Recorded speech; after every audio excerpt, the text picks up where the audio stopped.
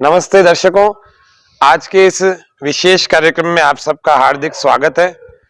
आज हम सबसे पहले आपको ये बताएं उन विषयों पर बात कर रहे हैं जिस पर प्राय स्पष्ट जो सामग्री ना मिलती है, ना हमारे सिद्धांतों को, ना कॉन्सेप्ट को क्लियर करने के लिए कोई कम समय में इतने अच्छे प्रकार से कोई समझाता है।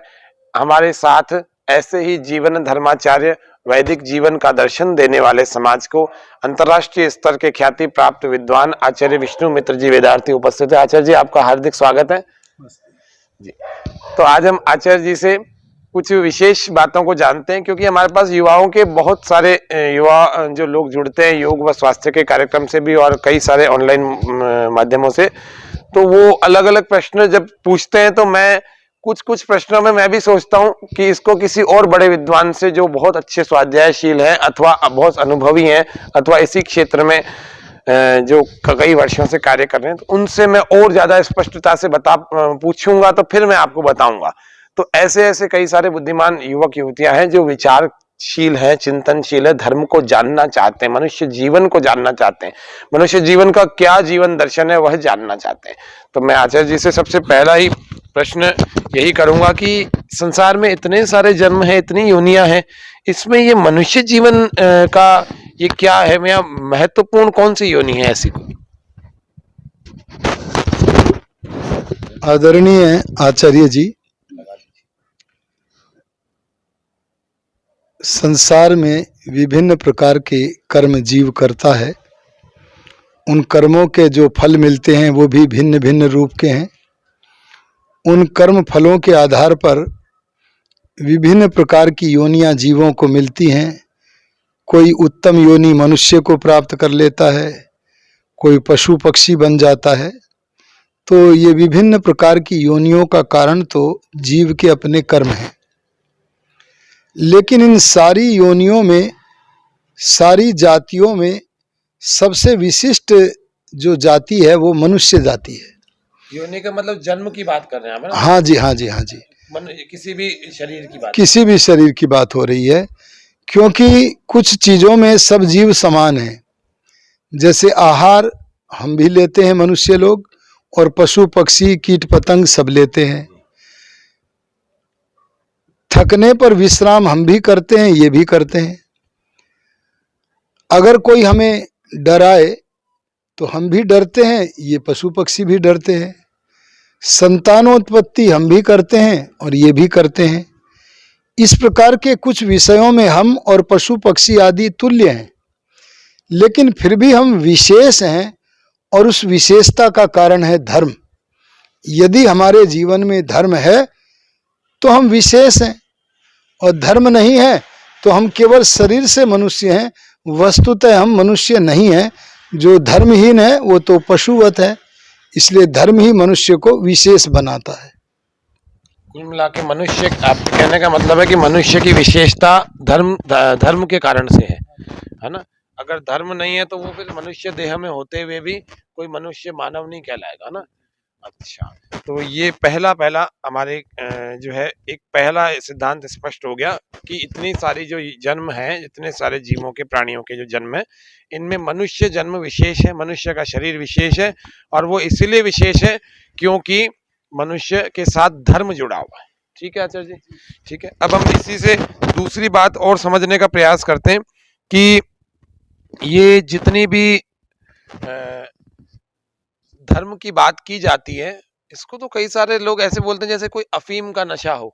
धर्म के बारे में सबसे ज्यादा अगर संसार में कोई भ्रांतियां फैली हुई है तो वो धर्म के बारे में।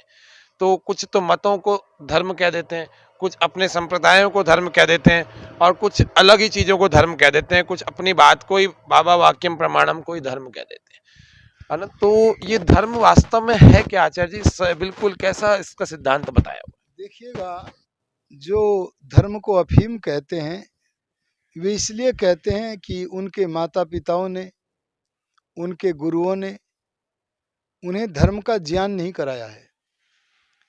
आप के घर पर अगर कोई दुग्ध विक्रेता दुग्ध के स्थान पर कोई अशुद्ध वस्तु लेकर के आता है और आप उससे रुग्ण हो जाते हैं, तो आपको ये प्रचार नहीं करना चाहिए कि दुग्ध खराब वस्तु है, अपितु ये करना चाहिए कि शुद्ध दुग्ध का पान करो। लेकिन ये प्रचार भी तभी तो कर पाएंगे जब शुद्ध दुग्ध के विषय में आपको पता होगा। जिसे शुद्ध दुग्ध का पता ही नहीं है वह तो यही कहेगा कि ये दुग्ध तो व्यर्थ की वस्तु है।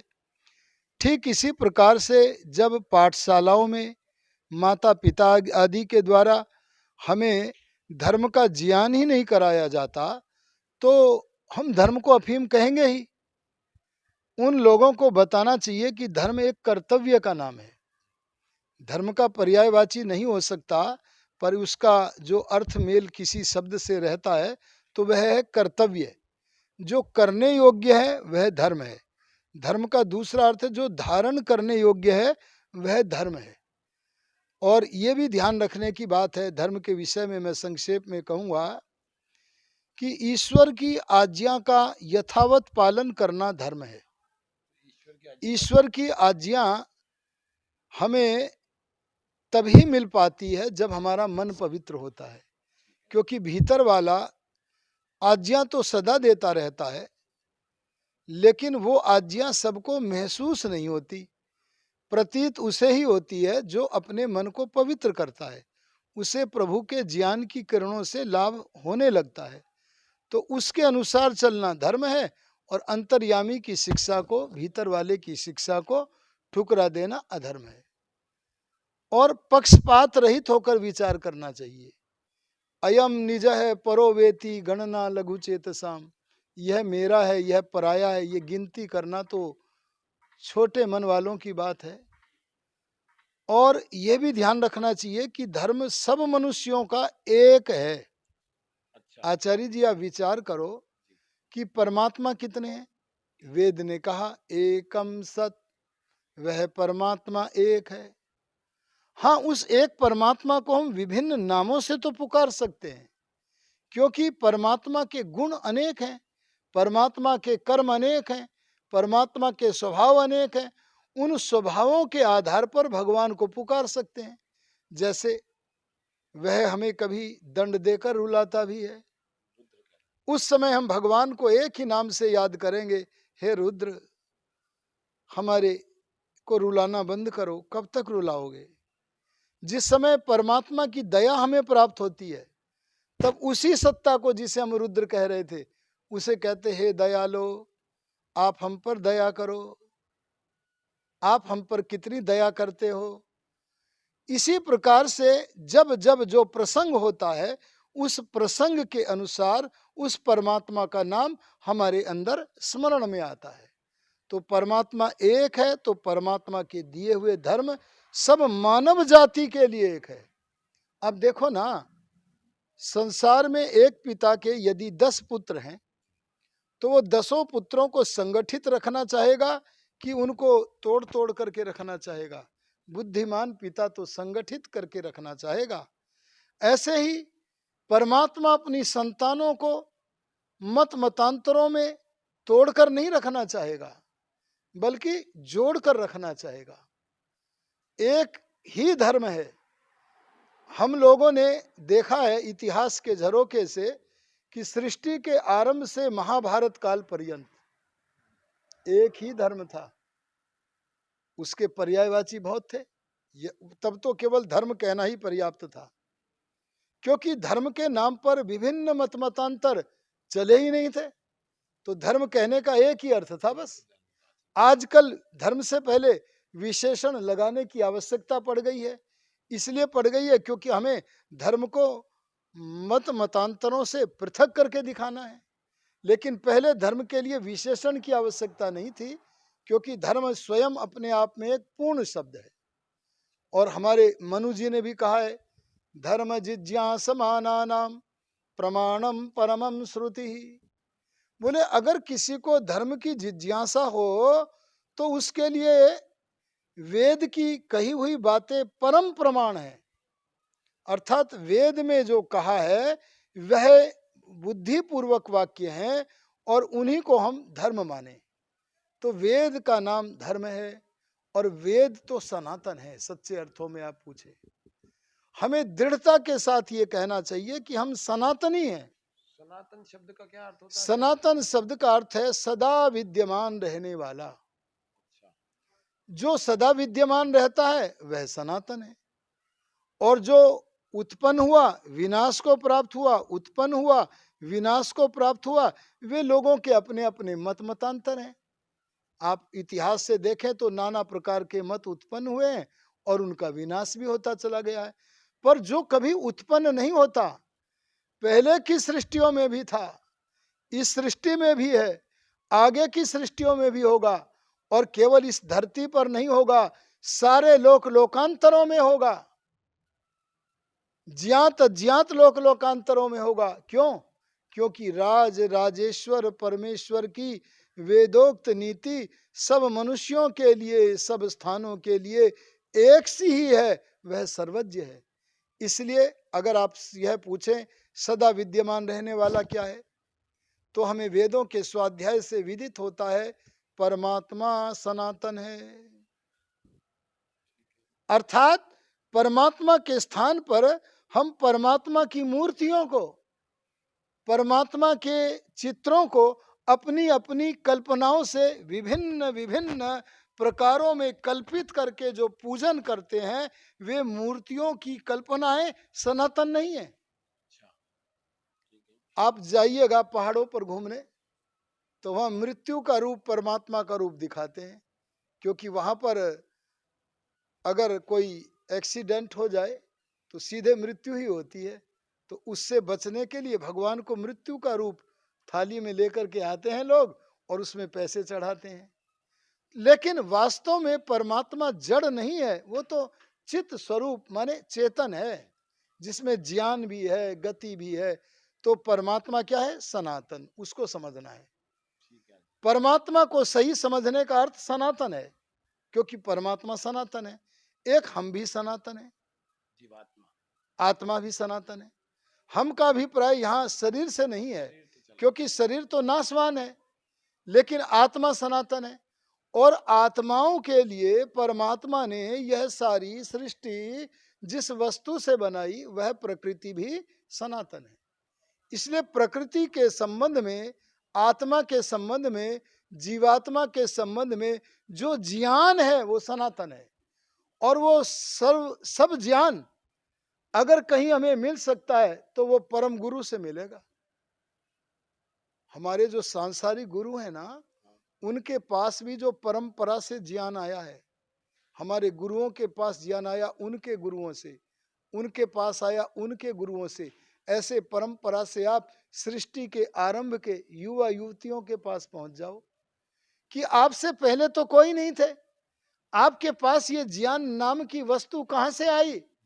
तब ये पतंजलि ऋषि के शब्दों में सनातनत्व को हमारे सामने रख देंगे और कहेंगे स पूर्वेशाम अपि गुरु काले ना नवच्छेदात। ये जो भौतिक शरीर में बैठे हुए, अर्थात शरीर में बैठे हुए जो गुरु हैं, ये काल के बंधन में बनते हैं। आज हैं कल न रहेंगे, पीछे भी नहीं थे, लेकिन वो परमात्मा सदा विद्यमान रहता है। इससे सर्वोपरि गुरु है, उसका जो ज्ञान वेद ज्ञान है वो भी सनातन है। तो जो वेदाज्ञा का पालन करता है वही सनातनी है। जो वेदाज्ञा के विपरीत मनुष्य कृत ग्रंथों का अध्ययन करता है वह त्याज्य है। मैं आपको एक बहुत बड़े महात्मा की घटना सुनाता हूं। भारतवर्ष के उत्तर प्रदेश में एक मथुरा नगरी है। वहां पर बहुत बड़े विद्वान, व्याकरण के सूर्य, दंडी गुरुवर स्वामी विरजानंद महाराज रहते थे। उनके चरणों में ओतप्रोत हो गए महात्मा दयानंद, और वे वेद वेदांग के विद्वान बन गए। आप देखिएगा, दयानंद मतलब स्वामी दयानंद जी की बात मैं कर रहा हूँ। समाज की स्थापना। हाँ, तो स्वामी दयानंद जी वो महान विद्वान बन गए गुरुवर स्वामी विरजानंद जी के चरणों में ओतप्रोत होकर के। परंतु वे काल के बंधन में बंधने वाले हैं। लेकिन परमात्मा ऐसा है, अगर हम समाधिमान बन जाएं तो जिन शंकाओं का समाधान हमें अपने से बड़े विद्वानों से करना पड़ता है, उस समाधानों को, उन समाधानों को हम समाधि में बैठ करके, समाधि जन्य ज्ञान के द्वारा, समाधि में प्राप्त हुए ज्ञान के द्वारा प्राप्त कर सकते हैं, तब हमें सनातन हाथ लगेगा। आज बहुत सारे लोग हैं जो अपने को सनातनी सनातनी सनातनी कहते हैं, और मुझे बड़ी प्रसन्नता होती है कि इस समय सामाजिक संचार माध्यम पर सनातन शब्द बड़ा प्रसिद्ध होता जा रहा है। कुछ शब्द ऐसे थे पहले जिन शब्दों को सब मान्य नहीं करते थे, लेकिन सनातन शब्द ऐसा है, कोई भी सत्य प्रेमी सनातन शब्द का विरोध नहीं कर सकता, क्योंकि सनातन का अर्थ है जो सदा विद्यमान रहता है, और सदा विद्यमान वही रहता है जो सत्य होता है। अन्य मतों वाले भी सनातन को स्वीकार करना पड़ेगा। वो कहते हैं हमारा मत सनातन उसे कहते हैं जिसका कोई विरोध न कर सके। देखो, एक शब्द है सत्य। सत्य का अर्थ होता है जो सदा विद्यमान रहता है। सत्सु साधु, जो सदा विद्यमान रहने वालों में श्रेष्ठ है। जैसे वेद भगवान की वाणी है, जैसे भगवान, तो भगवान क्या है? सत्य। अरे भगवान की वाणी क्या है? सत्य। ऋषि ध्यान ने इसे कोई तो लिखा है क्या? वेद सब सत्य विद्याओं का पुस्तक है, वेद का पढ़ना पढ़ाना हम सब श्रेष्ठ लोगों का, आर्य लोगों का, सनातनियों का, अच्छा बनना चाहे उनका पढ़ने का परम धर्म है। इसलिए यदि हम सनातनी बनना चाहते हैं तो सनातनियों में और नवीन सनातनियों में अंतर को समझ लेना चाहिए। क्या अंतर है? जिन्हें मैं नवीन सनातनी कह रहा हूं वे नाम मात्र के सनातनी हैं। नाम मात्र का अर्थ है वे नाम से वस्तुतः सनातनी हैं। अगर हम कहें कि सनातनी इधर हो जाएं तो वे सनातनियों में खड़े होंगे, लेकिन वे नाम मात्र के हैं, क्योंकि वे वेद का जय तो लगाते हैं, वे श्री राम को मानते भी हैं, लेकिन श्री राम जो वेद आज्ञा का पालन करते थे उसे वे जानते नहीं हैं और करते भी नहीं हैं। इसलिए वेद विरुद्ध आचरण करने से वे नाम के तो सनातनी हैं, लेकिन वे सच्चे अर्थों में सनातनी नहीं है। ऐसे लोगों को मैं चाहूंगा सामाजिक संचार माध्यम से उन्हें नवीन सनातनी कहा जाए। सच्चे सनातनी तो उन्हें कहा जाए जो वेद के पढ़ने पढ़ाने वाले हैं, जो वेद के विद्या के विद्वान ब्रह्मा ऋषि से लेकर के जैमिनी पर्यंत अथवा महर्षि दयानंद पर्यंत ऋषियों के ग्रंथों को पढ़ने वाले हैं। ऋषि दयानंद सत्य के दूत थे, सनातनत्व का प्रचार प्रसार करने वाले थे। उनसे पूछा आप किसे प्रमाण मानते हो? तो उन्होंने कहा मैं ऋग्वेद से लेकर 3500 संस्कृत के ग्रंथों को प्रामाणिक मानता हूं। आप सोचिए कितने ग्रंथ उन्होंने पढ़े होंगे। तो वे इतने ग्रंथों को प्रामाणिक मानते हैं। अरे हम इतने ग्रंथों को नहीं पढ़ते तो जिस भाषा को हम जानते हैं उस भाषा में, आर्य भाषा अर्थात हिंदी में, जो सत्यार्थ प्रकाश रचन किया है, अगर उस सत्यार्थ प्रकाश को पढ़ना नहीं है केवल, बल्कि अगर हम समझ लें तो सूर्य का जितना प्रकाश होता है वह तो भौतिक प्रकाश है, ऐसा ही हमारे अंदर ज्ञान का प्रकाश हो सकता है। हम प्रत्येक शंका का समाधान कर सकते हैं। सनातन धर्म की जन जन में प्रसार करके विजय वैजयंती पताका फहरा सकते हैं। इसलिए ऋषि दयानंद जी महाराज ने आर्य समाज को स्थापित करने का एक ही उद्देश्य बनाया था, जन जन आर्य बने, जन जन सनातनी बने, जन जन वैदिक बने। अगर ऐसे बन जाए तो हम अपने जीवन में जो हमारा लक्ष्य है, धर्म की सिद्धि करना, अर्थ की सिद्धि करना, उत्तम उत्तम संकल्पों को करना और मानव जीवन के सर्वोत्तम धन मोक्ष को प्राप्त करना, इन चारों वस्तुओं को हम समझ भी जाएंगे और इनको सिद्ध भी करेंगे। इसलिए हमें वेदाज्ञा का पालन करते हुए अर्थात सनातनी बनते हुए अपने जीवन को सफल करना चाहिए। बहुत अच्छा आचार्य जी, लेकिन यहाँ पर एक प्रश्न और उठता है। जैसे आपने आज बोला कि वेद में जो आज्ञा है वो ईश्वर की है, उसको पालन करना चाहिए। तो अभी हमारा ये जो वीडियो देख करके कुछ लोग वेद खरीद कर अगर मान लो ले आए और उनको पढ़ना शुरू करें, मेरे साथ ऐसा पहले एक दो बार हुआ, एक दो विद्वानों के हमने इंटरव्यू किए तो उन्होंने ये कहा, और मेरे कुछ दो तीन मित्रों के फोन आए, उन्होंने कहा वेद कहाँ मिलता है ये बताओ, अब हमारे को लेना है। मैंने कहा भैया ऐसे सीधे सीधे वेद नहीं समझ में आएगा। तो बोले उसके लिए क्या करूं? तो यही उत्तर मैं यही प्रश्न मैं आपसे पूछता हूँ, इसके लिए क्या किया जाए? देखिएगा ऐसा है, क्योंकि आपकी बातों से उत्कंठा तो होगी कि वेद को पढ़ा हाँ जाए, हाँ बिल्कुल सही तो प्रश्न अब आपने इसका किया। क्या उत्तर है? देखिएगा वेद के, अगर हम वेद में स्नान करना चाहते हैं, वेद विद्या के पारंगत बनना चाहते हैं, तो हमें पहले शिक्षा, व्याकरण आदि जो वेदांग हैं, 6 वेदांग हैं, उनका अध्ययन करना चाहिए। उनका अध्ययन करने के बाद हम वेद मंत्रों के भीतर प्रवेश करके उसमें जो अनंत ज्ञान है, उसको निकाल कर ग्रहण करके अपने आचरण में ला सकते हैं। और यदि हम व्याकरण आदि वेदांगों का अध्ययन नहीं कर सके हैं, क्योंकि ये सबके भाग्य में तो होता नहीं है कि व्याकरण पढ़ लें, तो ऐसे लोगों को जिन्होंने व्याकरण आदि वेदांग पढ़कर वेदों को समझा है, उनकी पुस्तकों को पढ़ें। अब देखो ना, एक पुस्तक 5 रुपए में मिल जाएगी, उसका नाम है आर्योद्देश्य रत्नमाला।